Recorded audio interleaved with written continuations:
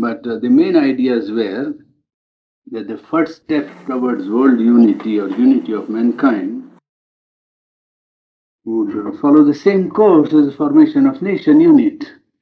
The same stages through which the formation of nation has to pass might also come in the way of formation of unity of mankind. And one of the things which we noticed in the formation of nation unity was the centralizing of the national consciousness by rise of monarchy, absolute power, somebody who centralizes the whole consciousness of the rising race and puts a central authority into operation. It looks as if it is refusal or denial of democracy and for individual right. But through it, the nation has to pass to attain that unity, which we saw illustrated in the life of Louis XIV or some of the monarchs in England, some of the rise of the individuals or oligarchy that comes to the top and organizes and puts into operation a central authority in the evolution of the nation unit. That phase, the evolution of mankind and its unity might have to pass. He says the same first process would be there because the difficulties are, as we saw yesterday, loose masses of men and vague forces at work and lot of material which is of almost vast dimensions. That is one, and because democratic socialism has come to the front, and so interest and group interests are trying to also find place in the arrangement of new organizations. The politician is there with his only drive of interest rather than dictation of any thought or principle. You see, his average intelligence, as we saw yesterday, and what he's moved by is more or less economic interest or political interest, party interest, rather than an ideology or a thought or an idealism or some conception of social perfection. Rather, he is rather interested in interest. He is afraid of change. In fact, he wants status quo very often. He doesn't want to bring about a change, possibly afraid of losing his place, you see, the next election or votes. And he likes to see that he comes back and he likes to continue as things as are. And there is a fourth factor which he counted was the moral collapse of the values of life by the two world wars, which have upset the whole, value scale of man's individual scale and the collective scale. That has been also a thing which has been making some kind of international system, international organization almost becoming inevitable on account of the three or four forces which we counted, you see. And there he pointed out one quotation which I might repeat is, once this process of inevitable unification begins, it will be impossible for mankind to draw back. And whatever difficulties, disappointments, struggles, and reactions check, brutal interruptions might mark the course of its development, well, they would be bound to help in the inevitable result. This is one prophecy which he gave, reading which he gave, not prophecy, reading which he gave 40 years back. So you can understand how the inevitability is working in the form of the UNO organization, which subsequently came into operation, into existence. And he also put this categorically in the writing, war can be abolished only if national armies are abolished. That was the sentence I gave yesterday also to both. The awakening must go deeper in order that this might be accomplished and lay hold upon much purer roots of action before the psychology of nations will be transmuted into that something which is wondrous, rich and strange, which will eliminate war from human life.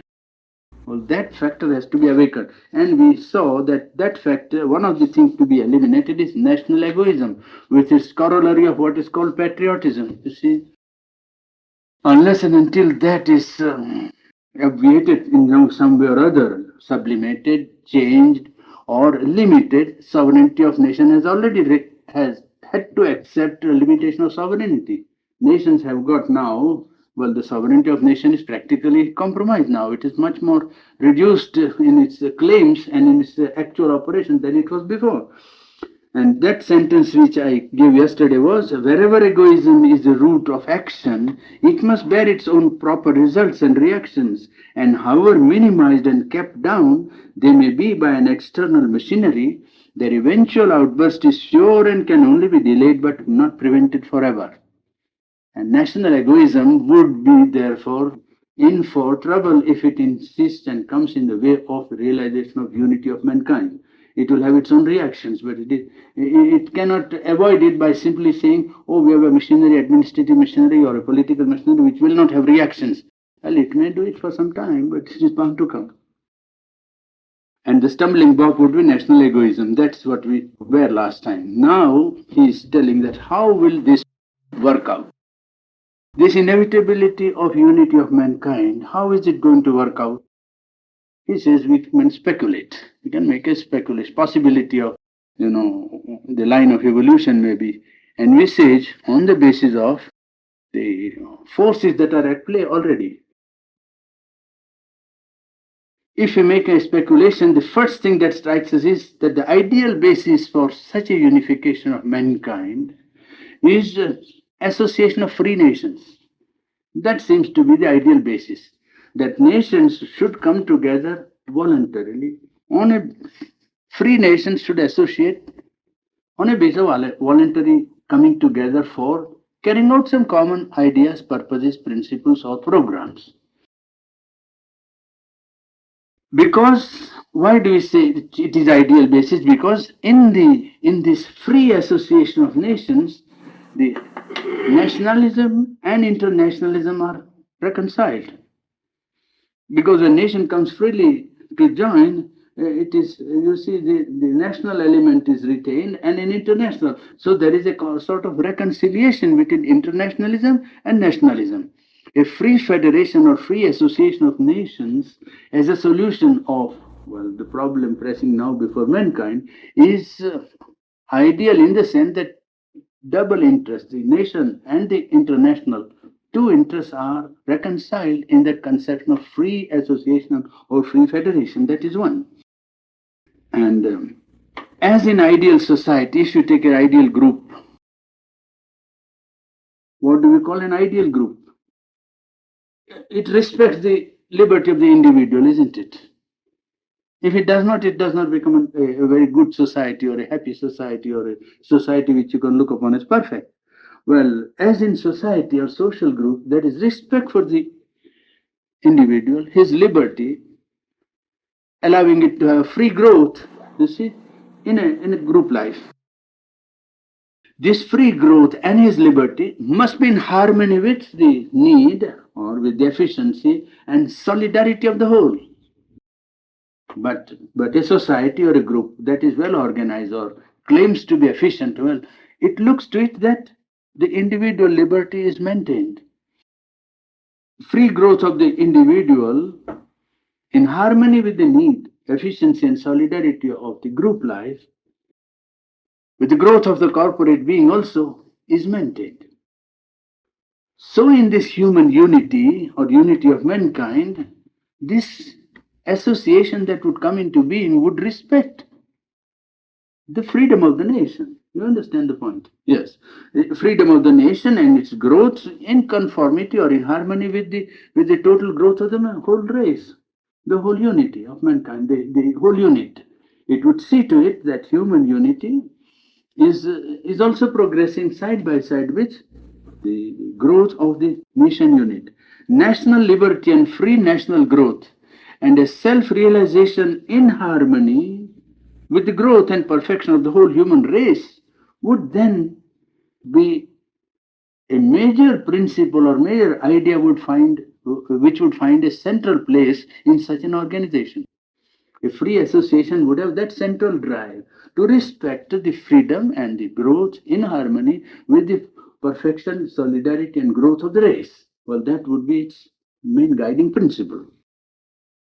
But it doesn't mean that there will be no troubles, and there will be enough troubles. He says, then immediately there will be enough troubles from the immediate, powers that are in charge of things and so on.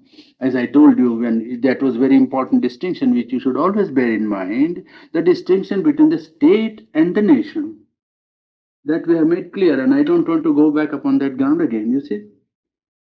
Then the trouble would be from the administrative and the state side of the nation. You see, it's not the nation, the state that is an organized expression of the vital economic, military, and administrative life of the collective nation. Well, it is that which is very often the embodiment, not of the soul of the race, the psychological entity of the collectivity, but of its vital interests, its ambition, its selfishness, and its pride, and its all kinds of things which create difficulty. Psychological. It is not merely administrative and outer. It is psychological, and psychologically because the administration doesn't represent the best of the consciousness of the race of the nation. It is only efficient, but doesn't represent the soul, you see. And that we have already done. Only sometimes is it that it is this trouble would be there by powers that are in charge of administrations in nations. And it is not reason and moral principles and justice that act there, because there they are held as secondary. In the movement of politics today, international politics, national politics, it is what it is right. It's not reason, moral principles, and justice that act. They are only secondary for, and it's only power, force, interest. Well, the possible pressure that you can exert without coming to physical or material clash. You see, all kinds of subterfuges which hide the pressure of force under many garbs. You see, so it is that which is one obstacle. You see, and it is only very rarely and sometimes that ideas leap out as armed forces. That is when the human spirit is driven to the wall, you see. It is then that armed ideas come. I told you yesterday, I think somebody was putting idea in the question time. And I said that yes, ideas don't seem to be only, floating in the air. It is wrong for people to think that ideas have no relation to life. And because man has got to grow in the capacity to do better than he does now. And this work of trying to do the nation's work is now in the hands of governments, in the hand of the state. And they yield to pressure and not to principles. You see, so these last two wars, particularly the last one, has brought into relief this great fact that it is the great powers that really count in the international scale.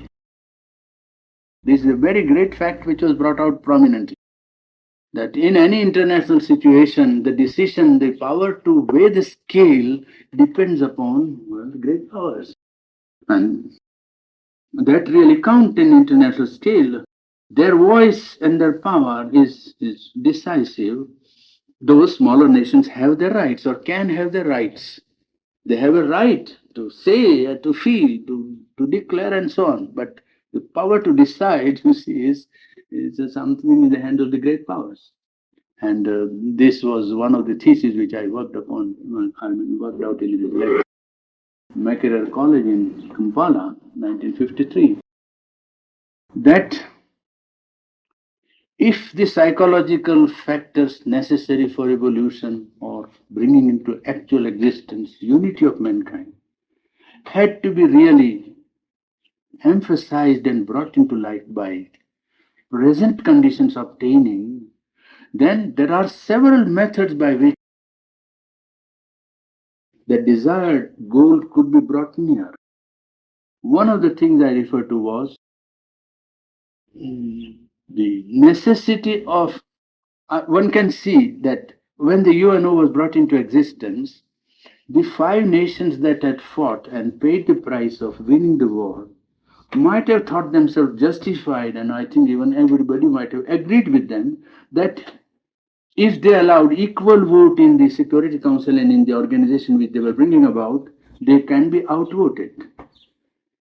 If you bring into an existence an organization in which all are equal and you are a minority, then they would be outvoted. So they had the necessity of reserving the veto. This is an understandable position. They had to reserve the veto in order to see that maintenance of international peace by trying to meet and understand and trying to minimize conflicts and trying to understand the other man's point of view and being tolerance and trying to see how far you can adjust differences and conflicts and so on. Well, trying to into bringing that into organization, if they thought that if there were 55 nations and there were only 5, there is every chance of them being outvoted in a constitution in which all are equal. That's why perhaps the reservation of the right was at that time a necessity. But 5 years of experience, 7 years of experience should have taught them that veto is something which militates against the very central principle of equality of nations. In the UNO, nations must be absolutely equal irrespective of their size and power. Otherwise, it doesn't make any sense much. After 5 or 7 years, somebody, England might be, America or some nation, should have reason to that. That is really bringing into existence and play the true psychological factor which brings a solid unity into existence, because that would be real. This is administrative, necessity, fear, convenience, compromise, economic idea of, well, you can call it enlightened interest. It is that which is keeping it. It is good that something is keeping it alive. I don't say it is bad. It is quite very good and indispensable. It is the one hope. But then, if you want to make it living, not merely a constitution made of red tape or rules in which everybody sees how far it conforms to such and such a law or such and such a article, but goes there to see how far he has made alive the unity of mankind and how far he is himself contributing to that unity, then all who go there must go there with a sense of meeting family members. The least that they can do is to feel that there is a family and we have to look after a family and every member of the family is equal. Because a brother is weak or small, it doesn't make that he has no right. His right is equal. You have right to even prevent him by force if you think that he is going wrong. But that force must be the force evoked by the collectivity and not by people interested in maintaining their political, economic or other interests. Yes, it must be absolutely in the interest of unity of mankind. Because force would be, as he said, in the nation itself. You have to maintain a force to maintain law and order, isn't it? How is a peace and order maintained in a nation? By maintaining a police force, is it not? I mean, you have to keep, you can't completely, get out of the necessity so long as man is what he is.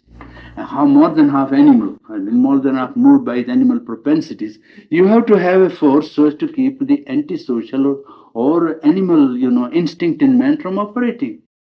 So, as in the nation, the law and order is kept by maintaining a force which would put down either individual insolence or individual, breaking of unity, or a group trying to smash the harmony and the solidarity of the whole.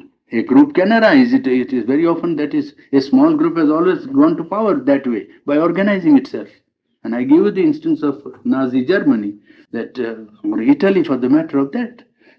All the Italians were not fascists, not at all, for hardly 10%. So it is a small minority which organizes and goes to the seat of power. Why? By simply that organization. Well, nation keeps the armed forces in the form of police force or a little military force in order to keep law and order. Well, the same thing will have to be done in international order of some kind. Because all the nations would not be equally evolved, and they would be not moved by the very highest impulses in their own psychology. They would be moved by selfishness or greed or some sort of ambition or motives which are of the lower side of human nature. Now, what has brought this into relief? And people say that yes, UNO gives equal status and so on. I have just told you that the veto should have been voluntarily given up by some great nation. That would have brought in the true psychological element into play. That would have shown that they are genuine about the thing, about bringing unity. Oh yes, they don't want to have any special right. If all are equal and want to treat each other as equals, well, here is our veto. And if one power had done that, I think he would have contributed more than 10 or 20 resolutions of the UNO to maintain peace. Because that is really bringing the psychological element into play. The true thing, the true unity is there. And Sri Aurobindo's sentence I must quote because it's a very beautiful sentence written about, as I told you, 40 years ago. He says, they forget, you see, that great powers have rights, he says, you see, and constitutions can only disguise facts, they cannot abrogate them. You say, no, our constitution is like that, but constitution can disguise a fact. It can't abrogate the fact. It can't get out of it. It is possible that war may go, but then he says there is some chance of some sort of coercion can take its place. War is not the only way in which coercion can take place. So some sort of coercion can take place. Even a war of classes might be possible. A class war. Socialistic government and increasing nationalization of industries will not necessarily remove all causes of conflict. So that is the reading of this possibility of some factors which can contribute to the unity. Now this is problem of uniformity and liberty, chapter 16. The problem would be, as he puts down here, the drive to unity is the dominant drift of nature today. There is a drive which we feel all along, you see. And this was foreshadowed in world history. In the past 50 years, one could see that the drive was towards unity. And as we said, ideal form is a free federation or equal association of nations. And therefore, he says, the question arises in our mind is, will this unity of mankind, when achieved, will it become oppressive? That's one. Well, because that happens when power is centralized now, because it is not in full vigorous psychological existence or vital control, we don't see it in its full strength. But you see, yes, the whole of it, when it is achieved, well, will it become oppressive? And will it suppress liberty of nations? On that ground, there is a lot of trouble in Congo and other places, you see. It is on that possible ground. It is not even full use of the force, but whatever little force is available to you, it has tried to use. And those people have not outgrown the tribal consciousness. They have not reached the nation consciousness yet. So the tribal rivalries and collective antagonisms are at work. And it is very difficult for them to rise to that vision of national consciousness in their own working. So in this difficulty of tribal consciousness and the clash of them, the imposition of force of UNO to maintain peace brought into play all opposition of the UNO in a concentrated form. All opposition of the nations that are members of the UNO, remember. Belgium, England, every imperial power, whatever opposition it had, subconsciously kept down, because UNO was there and they couldn't openly say, we don't want to belong to it, but they wanted to take full advantage of it also in one sense, by avoiding a war and by participating in whatever was possible to come together by unity, economical basis and so on. But there was plenty of opposition. It is that opposition that has found an opportunity to concentrate all its power there to frustrate UNO. It is not at all to bring into existence the nationhood of the Africans. That is clear as daylight to anyone who can see through. You see, it is not at all to protect the liberty and freedom of the tribes, but it is only to foil the effort of UNO to maintain a authority in the world where it can. Well, all the opposition of the imperialist and colonial powers has concentrated itself there. And it is that which is the difficulty in Congo, not interference of UNO in the free development of Congo nationhood. Not at all. I don't believe it. Because the UN would have to withdraw, immediately peace was restored. I don't know now, 2 months I have not read the papers, and I'm not up to date, I'm sorry.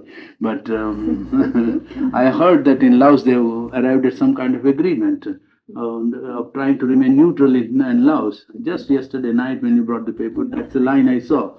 That in the Laos they have signed an agreement at Geneva or somewhere to keep it neutral and keep out of it perhaps. Well, now second is, will it suppress liberty or will it end in Europeanizing the whole world? Because that's the dominant note, dominant culture. All countries of the world are not yet free. Let us remember the great fact also that there are countries in the world who are not free yet. And Sherando says, now I am quoting a sentence, assertion of his human dignity and assertion of his freedom is a virtue which man has only acquired by long evolution and painful endeavor. To respect the freedom of others, he is still less naturally prone, though without it his own liberty can never be really secure. But he is. To dominate and to oppress are his inborn animal propensities. So this is the difficulty. You see, so once the power is there, the desire or impulse would be to try to dominate and to suppress and so on. When unification comes, the idea is, a necessity will be, that the principle of order, therefore of uniformity, will be a natural tendency. You see, when the organization has come to its own, so to say, the tendency will be to the principle of order in trying to bring into existence uniformity, impose uniformity. And this will be opposed by the necessity of maintaining principle of liberty.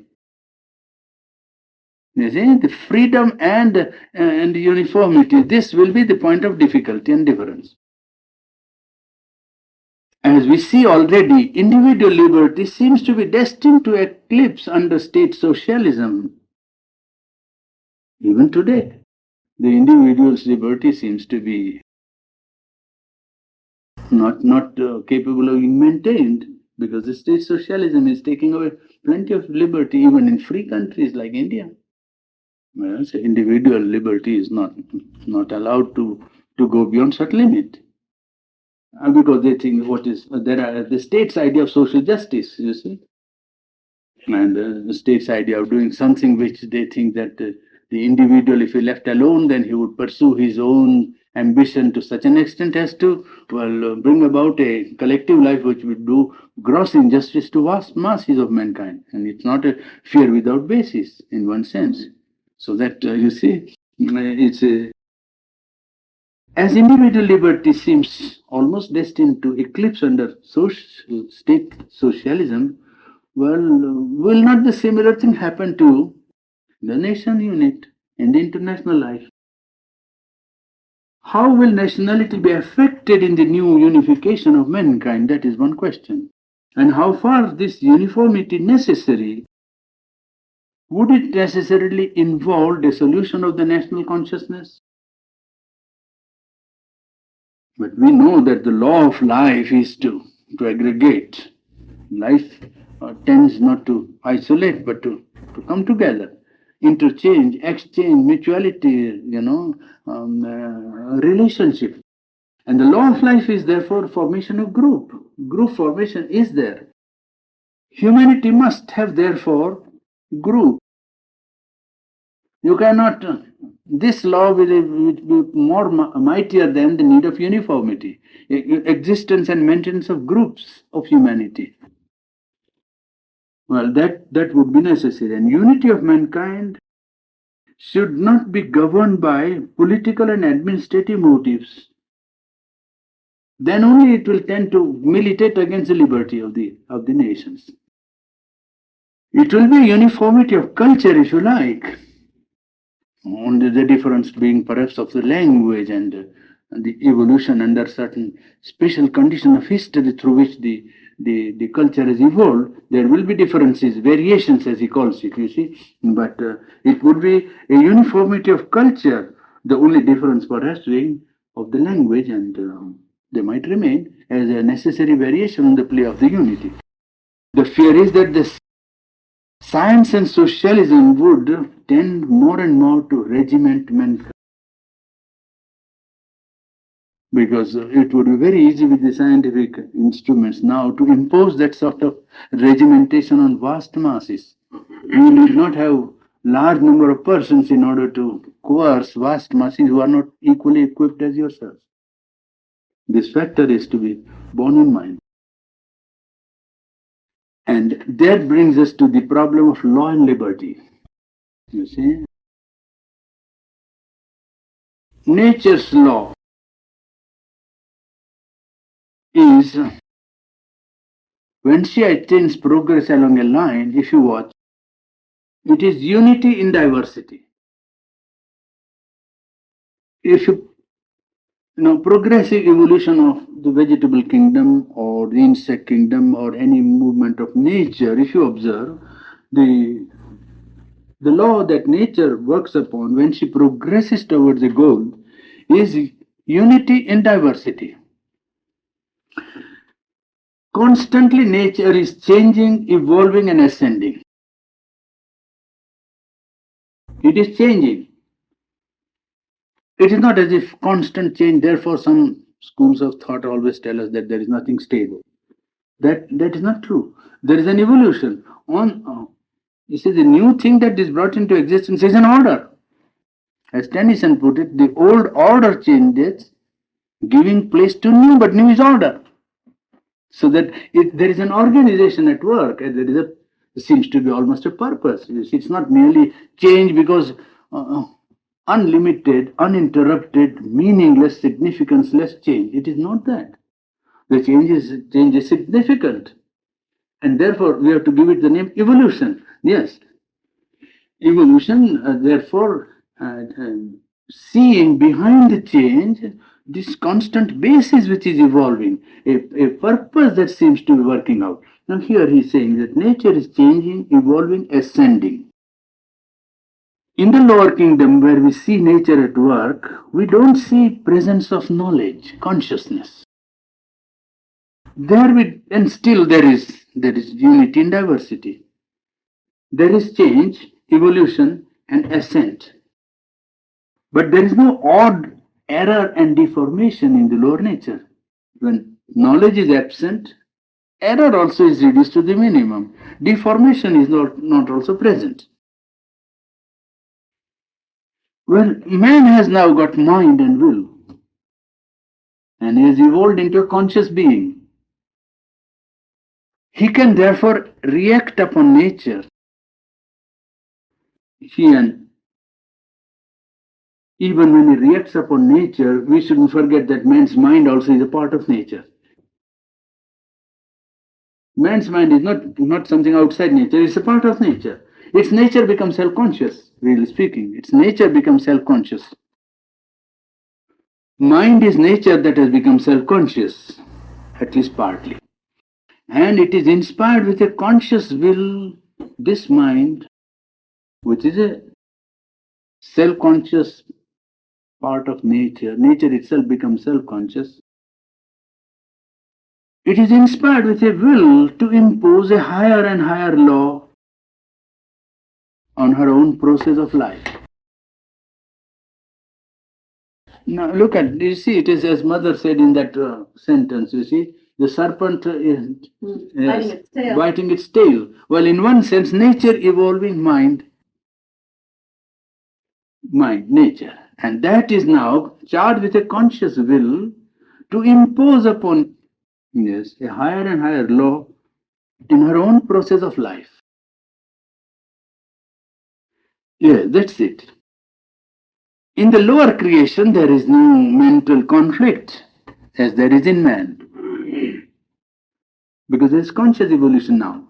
This mind, nature become conscious is compelled to evolve and to impose a higher and higher law of life upon its own process of life. And then there is conflict because there is already operating a lower law of the animal life. law of interest, law of desire, law of impulse, law of passion. You see, law of mere emotion, law of mere idea, partial thought or partial idea, masquerading or passing off in human mind as whole truth and so on. There are plenty of things which create conflict in the mind because between the two strata of life, the lower life and the higher life, there is a rung of the lower and rung of the higher. And on each plane or each strata, there is infinite chance of conflict in the mind of man. But man has the chance because he can exceed himself. And this evolution is now through the conflict between the lower and the higher. Man fixes the law by his mind on his life. By mind, man fixes a law. Oh, law of forces, law of facts, law of behavior, law of politics, law of society, law of economics, any. This is mind. He notices what is actual condition, the facts. He studies, knows, notes. He comes to conclusion by studying facts and notices. And then he tries to foresee which line life should take. On the basis of what he knows, what he studies, and what is, he tries to foresee what should be. And he tries to foresee what ought to be or should be. And then he puts a law. But nature is full of evolutionary drive, and nature's infinite potentialities within her, and tries to realize this potentiality in her progress. And therefore, what we should bear in mind is that no law arrived at by mind is eternal. Because it is progressive, it must change. Nature is not going to listen to the law of the mind. Yes, mind has to impose some law for 50 years, 30 years, 100 years, like that. It is because mind is trying to work on what is and trying to prognosticate or to see what ought to be, what should be, what is desirable, what is best, or what must be. And then it makes a rule for that. And this is changing. There is no fixed absolute law. You see, this is not eternal. And this is very difficult for man to act upon and to admit even. You go to any man who has a scheme or idea and he will simply tell you that this is the last word. He has to know that this is temporary and this has to pass. You see? And this is just now, yes, we can't do better, so we are trying to do this, but there is nothing fixed like that because mind cannot. It's not the fault of mind at all, but mind can't do more than what it's doing. But it is better to bear that in mind. Ideas and ideals are very often regarded as if they had nothing to do with life. There are many people, 8 out of 10, or even 9 out of 10, tell people who have got ideals and ideas, you are a dreamer, you don't know idea what is life, you don't know.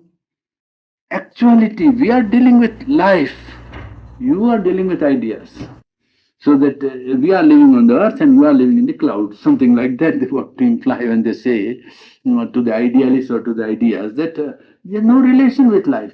They forget that it is their attachment to the present constitution of life which makes them think so. It is not that they know life better than the man who has ideas and ideas, certainly not. On the contrary, perhaps the man who has ideas and ideas knows life far better because he knows the deepest instinct and inspiration of life. He knows perhaps the forces that are really at the bottom of life. And those who are subject to the present movement of life are perhaps a plaything of the impulses and movements of desire and ambition. Most probably they're unconscious instrument of perpetuation of ignorance. 99 out of 100, it is that. It is desire to continue life in its present half-animal mold which makes them feel that nothing greater is possible. And this idea that practical, you see, they used to tell us, I remember very well when I was young, you see, oh, you are not practical, they would say. And they didn't know that that is the highest practicality possible to life. This practicality is submission to half-animal existence. What people call practical is a round, a groove which they have, made, and into which they want to move constantly. They might enlarge the groove, but not the plane on which the groove is moving. It is the most, tragic view that a man who wants life to grow to a higher, value, sees when he sees this opposition of life itself to its own emancipation, to its own greater realization, to the possibility of, bringing into life itself something far greater than what is.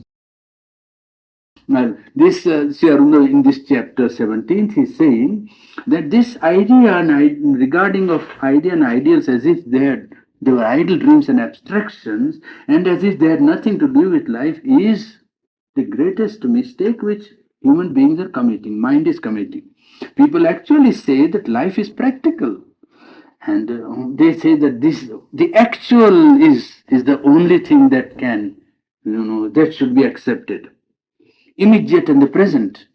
And then Sri Aurobindo adds, but ideas and ideals are only expressions of life. Where do the ideas come from? They are the expressions of life. And they are trying to find a higher law and raise life to a higher potentiality. That is the utility of ideas and ideals to life itself. In fact, they are results of life. They are the impulses of life itself coming to trying to see first, convincing mind, and trying to raise the whole plane of life to the plane of the ideal. This life itself trying to raise. In the subhuman creation, nature lives subconsciously. And when man has passed his present limit of consciousness and risen to the superhuman or supra-rational consciousness which is potential to him, well, nature in him would live and act consciously. Man would not be unconscious as he is now. She is moving unhasting, unresting, is from his writing, you see. She is moving unhasting, unresting to the inherent and therefore predestined aim of her evolution, you see. Social evolution of human race takes place by the action of relation between three factors. One is the individuals, second is communities, third is mankind. The collective social evolution of man takes place under the action or relations that are established or are current between individuals, collectivities, and mankind. Between the three, there is the weaving of the web of social existence of man. Each is separate and yet related. The individual is separate but related to community. Community is separate but related to mankind. The individual is not directly but is also related to mankind. So each is separate and yet related. Mankind has no organized life. The relation of the individual man to mankind is through the parts, through the whole, through the aggregates. Because we see genus, species, and individual. That is the collective life organizes itself all through the rung of universal nature as genus, species, and individuals. So the genus is on the top, species is second, various species making up the genus, and in each species individual. And instead now the difficulty at present in the present situation is that instead of interchange between these three factors that are the real factors that take part in social evolution of mankind, instead of interchange there is struggle, conflict. And to cure disorder, for instance, or to cure strife, what society or individual or collectivity does is to resort to removing freedom. To get rid of separation, it tries to remove diversity. But freedom is as necessary as law, and diversity as necessary as unity. For absolute uniformity would be cessation of life. Freedom is as necessary as law, and diversity as necessary as unity. Absolute uniformity would be cessation of life. Life wants diversity. It is reason that wants to impose uniformity. It is mind that wants to impose uniformity. Nature aims at true unity because she wants throughout to work on the base of unity by supporting diversity. Nature does not diversity in her manifestations, in her actions. Variation is necessary to the organism, and variation, the same variation necessary to the whole, to the aggregate. As variation is necessary in the species, it's necessary also in the aggregate, in the group. Harmony between unity and diversity is the secret of life. Unity and diversity. And if you observe, he says, nature impels from within. It does not impose from without, from outside. Nature imposes this harmony between unity and diversity from inside, from within. It does not impose from outside. Liberty stands upon this law. The principle of liberty stands upon this inner constitution in which nature itself maintains unity and diversity, harmony between unity and diversity. That is real basis of freedom or liberty. And then I give a quotation from his book. By liberty we mean the freedom to obey the law of our being. Freedom to obey the law of our being. To grow to our natural self-fulfillment. To grow to our natural self-fulfillment. To find out naturally and freely, our harmony with our environment. That is liberty. It is said that to give this kind of liberty is dangerous. People say if you give freedom like that, liberty will mean freedom to obey the law of our inner being and to grow to our natural self-fulfillment and find naturally and freely our harmony with the environment.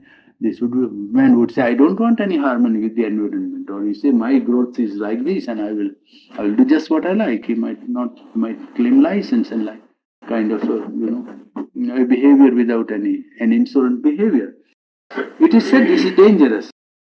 Well, Sernur says, and I quote a sentence, that if a real and a spiritual and psychological unity were effectuated, liberty would have no perils and disadvantages.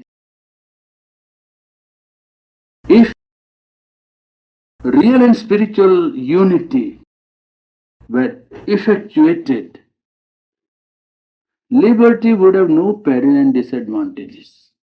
It is on this basis that education at Pondicherry is founded.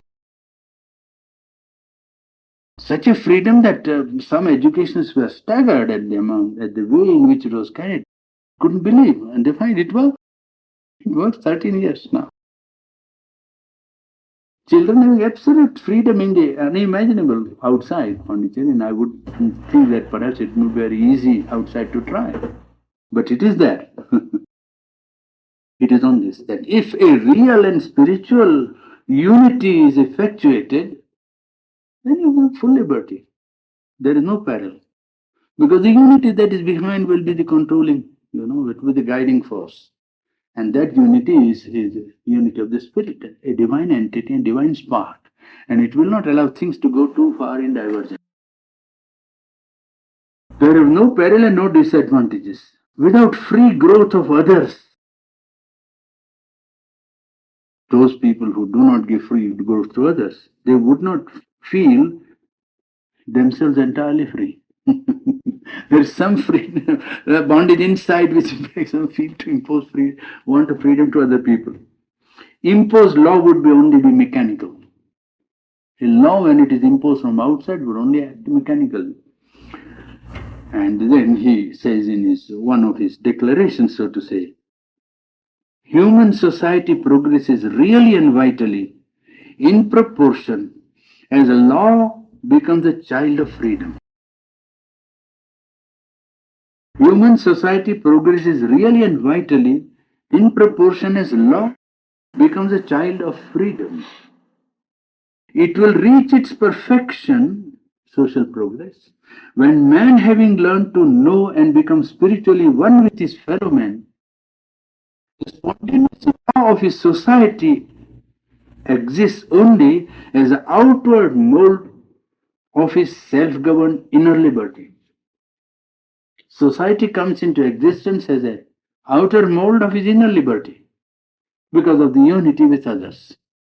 Well, that would be reaching the point at which it would be reaching its perfection. But progress would be in proportion as law becomes child of freedom. Well, I think we stop there because if I begin the next chapter, then we will not have time to finish it. Is that the end of chapter 17? Yeah, I think so, yes, 17. Yes, that's the end of chapter 17. Begin then, Purani. Do we begin with this inner realization? Yes, that's it. That's the first thing. Each individual. Yes, each individual. And when the individual has found his inner truth, he will find that truth in others. And then those who have felt, seen, or make an effort to reach this inner truth automatically will come together. That's how a nucleus is formed of the higher values of life.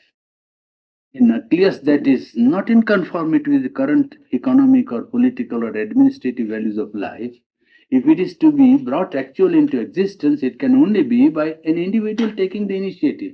Because as we saw, group is always conservative.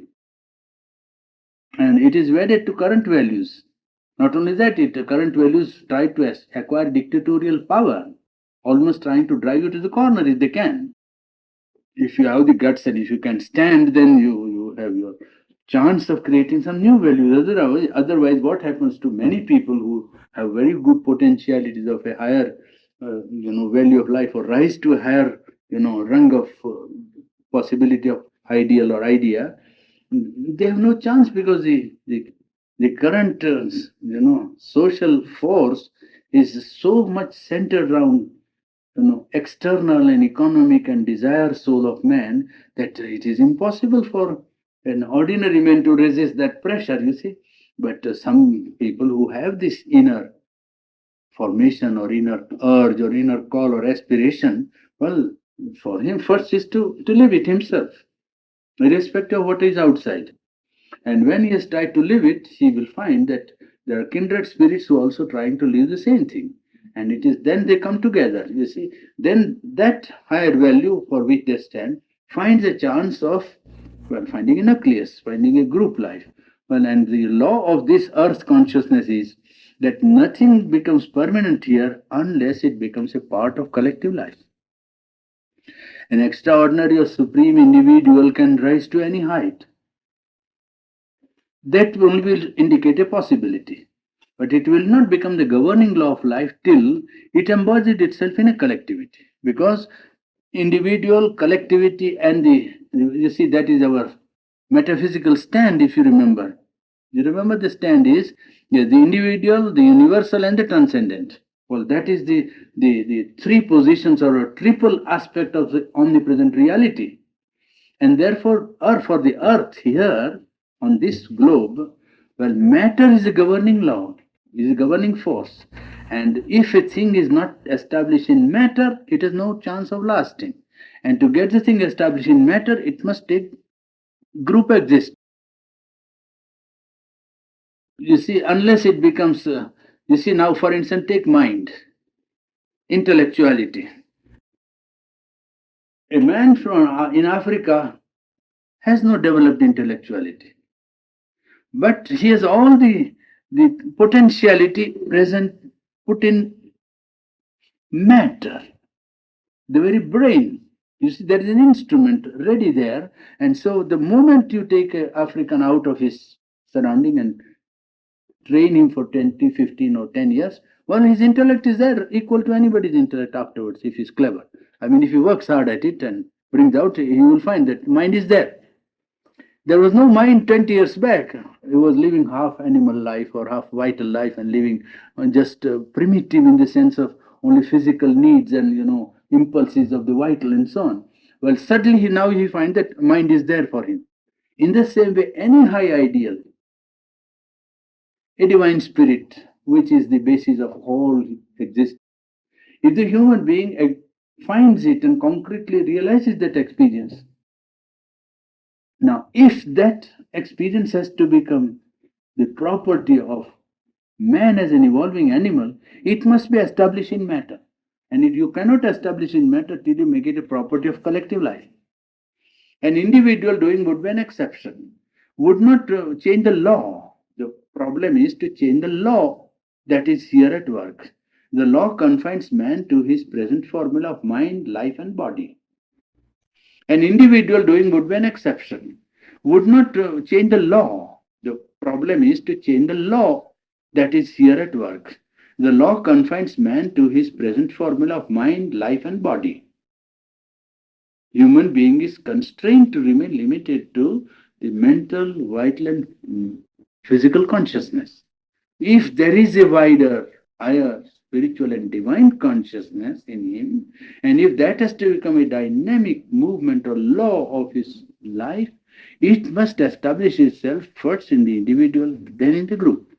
Then it will become a constantly operative force in the process of evolution. It will not change all the earth at once. It's not a miracle, but it will be a constant factor working for the higher evolution of the whole race. Because the potentiality of mind is overpassed. A self exceeding has taken place not in an individual but in a group. It is a group that establishes the law in terms of matter. How would you relate the reaction of the Indian natives in South America? They haven't the vitality that the African has.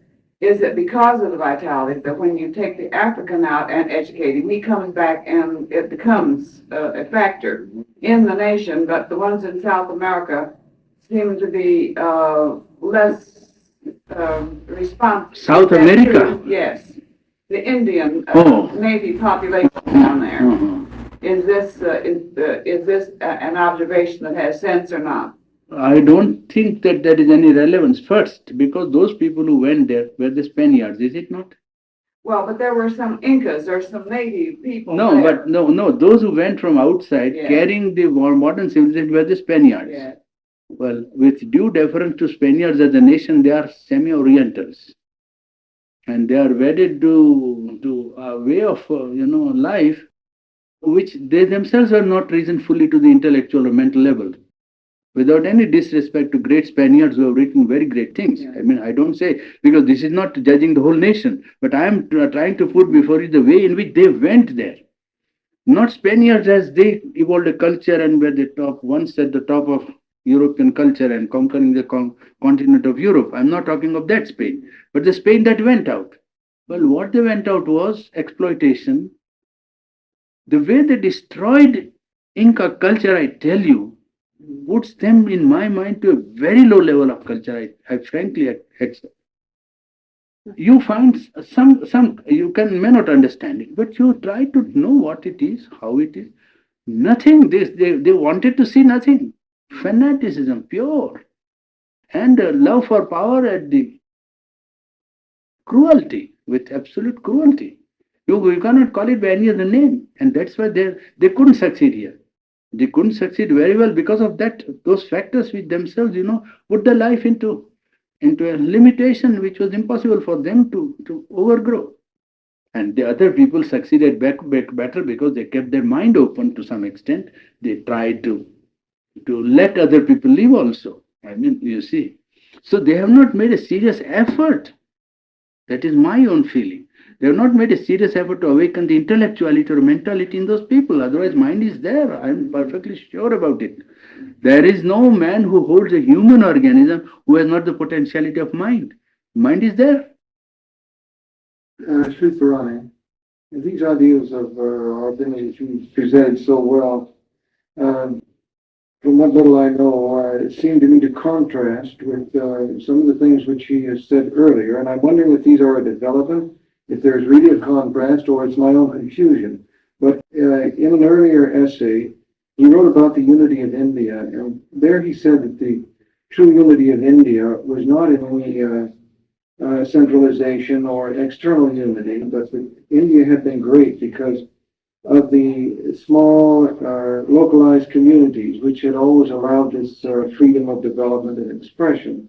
And he looked down upon those great periods of unity, not only in India, but in Europe, where we had had unification by Roman power and other powers. And he looked on those as low parts in a cycle, which represented only a superficial unity rather than a true unity or a high level of culture.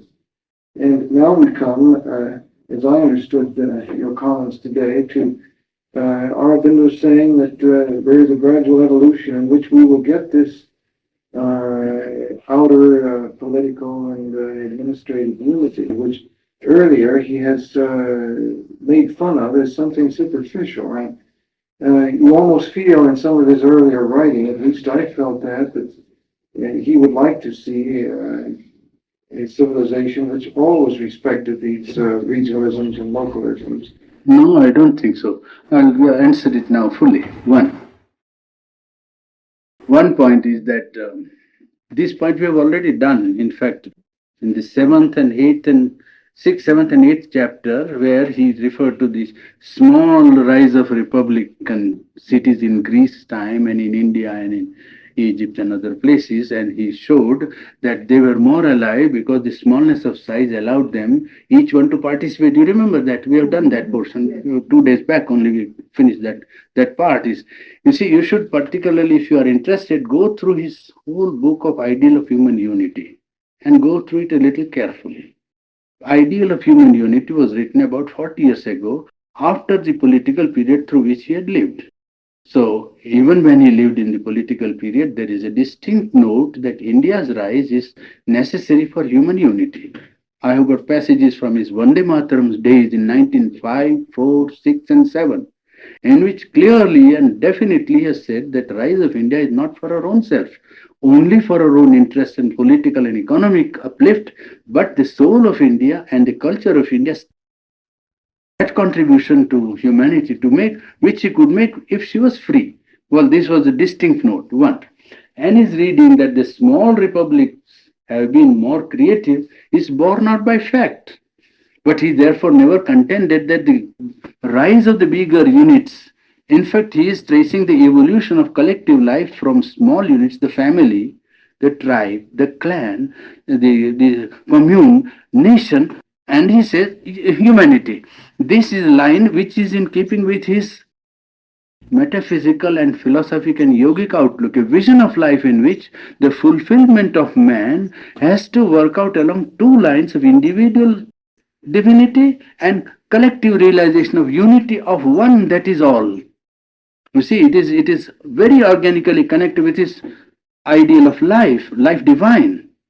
Life divine is not an isolated, vision of life in which individual is supposed to rise to a divinity. The whole of life of man, and including his collective life, is also a part of the operation of a cosmic consciousness.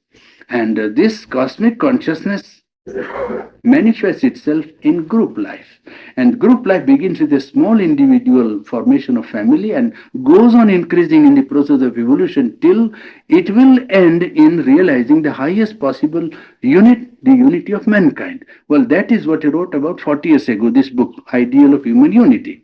And as it was written 40 years back and the Second World War intervened, when we were trying to bring out the second volume, the second edition, we told him that he said that he didn't want to publish the second edition of that. He said that, you see, much has happened afterwards and I would like to change many things which I said in my proposition in the Ideal of Human Unity in the chapters. Then we said that anyhow, what you have written is of some importance, so it is better to publish it. So he added a postscript chapter to this book, Ideal of Human Unity, to bring it after the Second War up to date. That was written in 1949 or 48, the postscript chapter, you see. And in that he said so that certain things are there, but here is what I want to say about the present situation. And there you will find very pertinent reading of the present international situation. And I surprised the minister there in New York, this Mehta, G.L. Mehta, who was India's ambassador here, when he came back to India, we pointed out the passage where he said in 1949 the possibility of Chinese aggression. In the postscript chapter, he has said about the attack on Tibet and you see possibility of Chinese aggression on India. He, for the first time, used the word coexistence for Russia and United States in 48, 49. 48, 49, yes. I believe that was the first time that I heard the word anyway, from him only, coexistence. And he put it down that it is not impossible. Two social systems working on different principles can coexist to bring to mankind the result of diversity of organization of collective life or social life, and it would be good for mankind.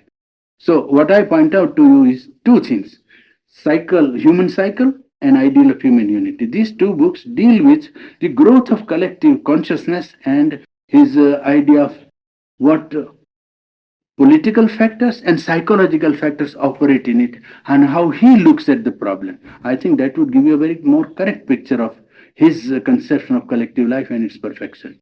You can see the regional as good, but at a certain stage of the cycles, which would be superseded later. He said that points the weakness of the small organization we saw. One was that slaves and women were not free. The second was that yes, that was one, and second was that they were weak against other states. Their only policy against other states was war. Athens against Sparta or Thebes against and therefore they submitted themselves or allowed themselves to be narrow in their outlook ultimately. They were very alive for 500 years perhaps. You see, and they therefore created a live culture because each one, he said, felt a direct part of the whole. And each citizen thought that he was the state and that it was this direct feeling of the whole in him which made him create things so rich for human culture. And Greece, India, certain parts of other countries, they have evolved this thing in small states. And small states have a great efficiency in certain way and great weaknesses also. And he points out that in this book very well. This is why he would never accept any legal code, even a code of honor, as being permanent. No, he would like that things must change. Tendency behind the codification is something in nature. That you have to see is psychological. The actual giving voice to it in form of specific directions is only a secondary result of what is at work. And what you have to do is to direct yourself to the tendency at work in psychology, not in the codification of it in social life by certain people who feel a certain necessity. At a certain time, perhaps somebody said that samurai had a certain right, or a Brahmin had a certain right, or a Kshatriya had a certain way of doing. Well, that was a tendency of the collective life in which the certain aspect of human psychology finds expression, administrative capacity or handling of power. That's all that it stands for ultimately, you see. And it is that which we once remember, and then each man can have all the tendencies in him. Why should there be a class in society? You see, that is what has now become bizarre, as they say. And now the technicians are coming round to a position in which they say, perhaps it is better that a technician goes on doing what he has been accustomed to. They are feeling, Gerard Hart, for instance, in his book almost pleads for it, isn't it? Time, sex, and, pain, sex, and time, Gerard Hart, he is trying to plead for a society in which a classification along some psychological movement would take place. It's very ideal. There are thinkers who think that classification of society is good. Now, whether classification should proceed on an external basis is a point, and Sharon wouldn't agree that external basis should not be there. Each one has all the potentialities in him. In everyone, there is a Brahmin who wants to know, understand, and a disinterested, intellectual development and a free dissemination of it is the quality of the Brahmin. Search for truth disinterested and dissemination of whatever truth or knowledge he has got without counting the price, without wanting any return. That is a sign of the Brahmin. They exist everywhere in the world, people who are devoted to search, without any, whether they gain money or not, and then give it without any thinking of return. Well, that is the Brahmin in humanity. Well, the man who is interested in in administration, in handling power, in doing work, or in necessity of conflict and fighting out a cause. Well, you put him in an administrator, or you put him in a military, or put him in an organization. Well, he's a Kshatriya. Now, you require this even in business sometimes. The business, that's it. So that a classification of man along that line would be now an artificial imposition, now in the present condition, you see.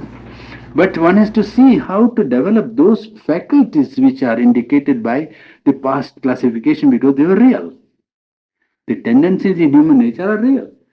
The tendency to knowledge, tendency to will, act and administer, tendency to make life rich by interchange, the Vaishya tendency, and the tendency to serve, the tendency to labor, to bring a fine, perfect material form into existence. Well, these are in all men. And everyone requires all the four in him to be perfect.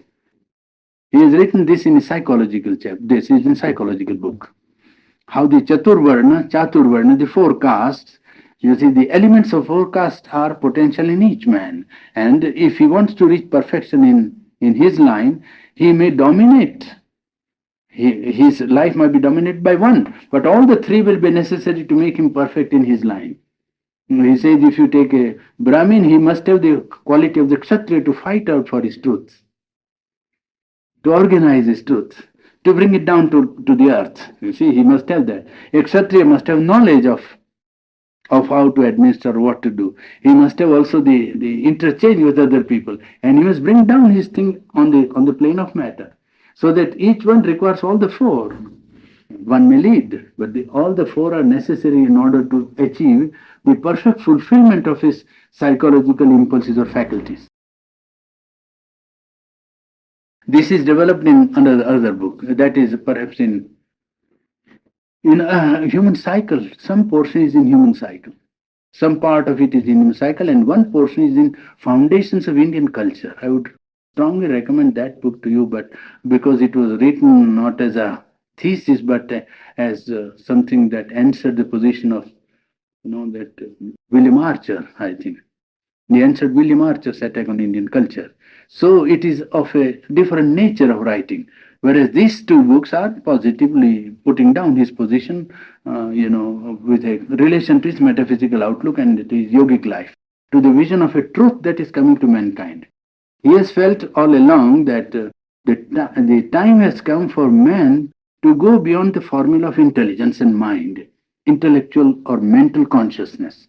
And a consciousness beyond mind has now to be attained by man, willingly, voluntarily, by his own effort, because that is the drive of nature. And all the vision of the different departments of life is connected with this central vision of life which he has got. So that the development of society or science or education or poetry, arts, you see, everything is related to this central vision. And each finds a connection with the central vision. Well, that makes the whole synthesis very rich and integral, magnificent in the way that no aspect of man's capacity is left out and no field of life is left out without any chance of reaching the highest possible development which can be envisaged now. For about 500 years perhaps. Right, it is politics, it is economics, it is poetry, it is arts, and it is philosophy, it is psychology, and I don't know what it is not. Well, what would the psychic being represent in that fourfold social order? What would be? What would the psychic being Psychic being represented by in that fourth? No, psychic being is behind all. Psychic being, it is that takes the fourfold aspect, you see, because that is nature. You must make a distinction between the nature and the being that manifests in nature, Purusha and Prakriti. You see, the being and the becoming. Yeah. So the Purusha is present in all as the divine spark or the root, so to say, the divine entity. And it is that which takes up for manifestation a formation or a organization of nature, in which one part of nature might dominate, but all the rest are necessary in order to give it a full fulfillment or a full expression in life. Yeah, Pinto, what are we going to do with millions of law books of outmoded laws and lawyers trying to dig things up that was made 5,000 years ago to serve their purpose?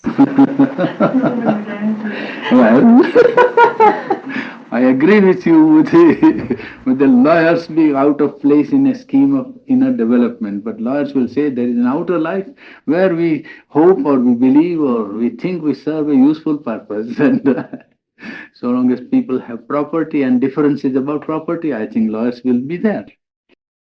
Unless you liquidate property, which is not impossible. Only one doesn't know what would take its. It is conceivable, but not easily practicable. Well, I think they should have, I think someday we're going to come to a limitation. We're going to chuck the old laws out that were made 100 years ago, start over again, making laws for this age.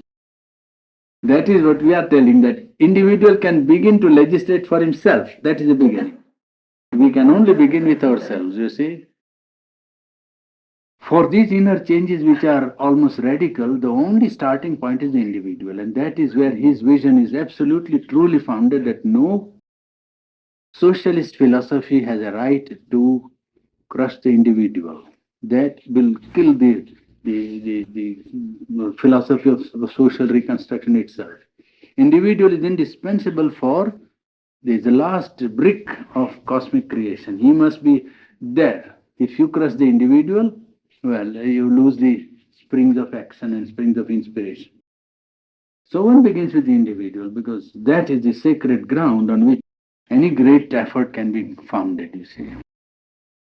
Ronnie, weren't you saying to us that now we've come to the end of the aggregate getting as large as it can in the nation? I mean, Yes, there are 4 lectures here, so don't be in a hurry. What I wanted to ask was, it's just a preliminary remark. What I wanted to ask was, isn't it now as though the spiral of evolution is coming back on a higher level to the small group again now? Yes, that's now it will be on a higher level. Yes, yes. When a group, you see, when a new principle is embodied in evolution, as I was just telling you, the basic principle is that if it wants to become permanent, it must be embodied in a group. Mm-hmm. It's only small group that begins. Yes. And then that has a tendency to either start other groups and then the coalition. They come together and form a big group afterwards. First there are, as he calls it, the islands of light. Mm-hmm. Yes. He puts it in light even in the last chapter as islands of light. So that there is one island of light here, somewhere there, different forms, no dictation, no central motive, only the inner truths which you want to embody is one. You put aside the economy-centric outlook of collective life. That is first proposition with which you start, because if that is there, then nothing new can be created. So you start with this, a life in which the first priority is development of inner life. And those who join it have that priority, that they join the group not for anything but for inner growth. Mm-hmm. And they live a life in which every action contributes to that aspiration, fulfillment of the aspiration of inner life. Mm-hmm. And when they have built up a small organization, well, the principle is trying more and more to get established. In some other country, similarly, people form a group, perhaps differently constituted outside, but with the same inspiration and same aspiration to live inner life and reach a condition of consciousness in which their individual self and their collective instinct will be fulfilled without imposition of economic forces, as if they were the guiding, determinative and dictating force. This is the modern melody of the age, and the remedy is only individual. He has to rise to that and refuse to admit the dominant of economy-centric outlook of life and put idealism maybe ethics, maybe higher value of art, maybe some aesthetic, maybe some religious idea, spiritual idea, but something more than this money. Because it is man's creation and he is being ground by his own. It is terrific. It is rich, it is giving tremendous chance, it is a progress on one side. You see, it can release man. Because now man need not work as he did before, quite. So that the potentiality for the good it holds is so immense. But unless it is downgraded and put in its proper place, we do not want economic disorganization. But we want economy to be relegated to its proper place in social organization. Economy in a collective life is indispensable today. You cannot do without economy. But the economy must be somewhere secondary to either intellectual idealism, moral idealism, ethics, or some principle, something. This is terrific. Collective life being ruled by, economy-centric outlook by administrations of nations, it's a huge machine. It is terrific. It is something that is so much against the very dignity of man that I don't know how they put up with it. Seriously about this problem, they feel this, but they feel helpless before a vast machine. I told you in London, some of the intellectuals actually agreed with the analysis which Sri Aurobindo had given. And she said, "But we don't know where to lay our hands, where to begin. 24 hours round and it's going. And where to put the hand now? And only individual is the answer. The only possible answer is the man, individual. He must, in whatever way he may feel. Yes, that's the only possible. Then something will come out of it. Because, as I told you, he will not be alone, remember. He will never be alone. That of which he speaks, the omnipresent reality is there. And it wants a point of support to drive its wedge. And the individual must stand. We must become an instrument. You will never be unsupported. Try the women. Hmm? Try the women.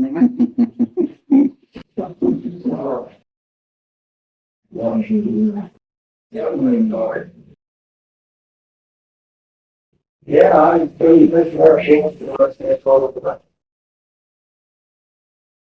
Yeah.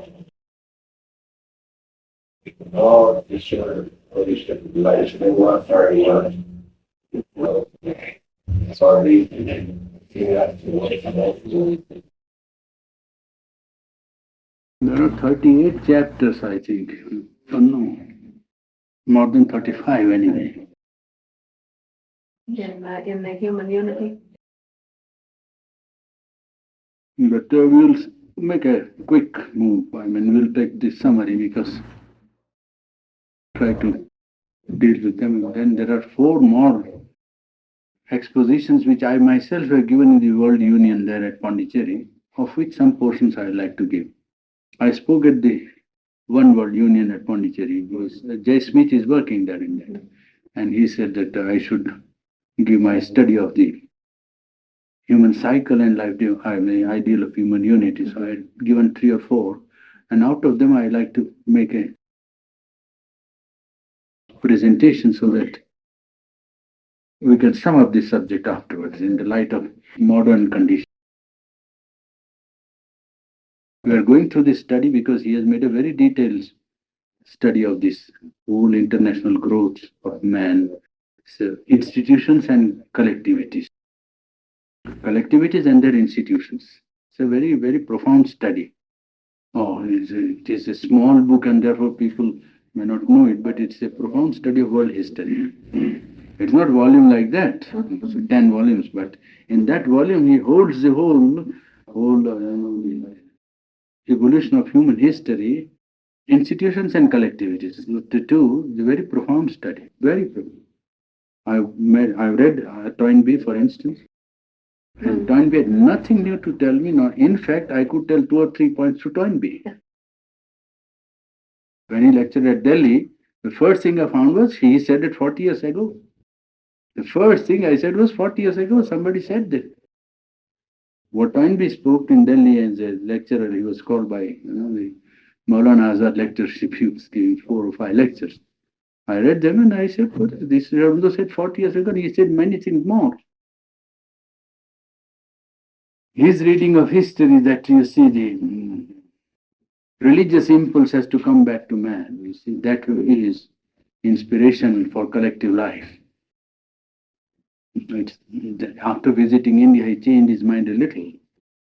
And he said it's not religious but spiritual impulse. You see, it brought a change in his outlook. He came to Pondicherry. I met him personally also. He's a nice man.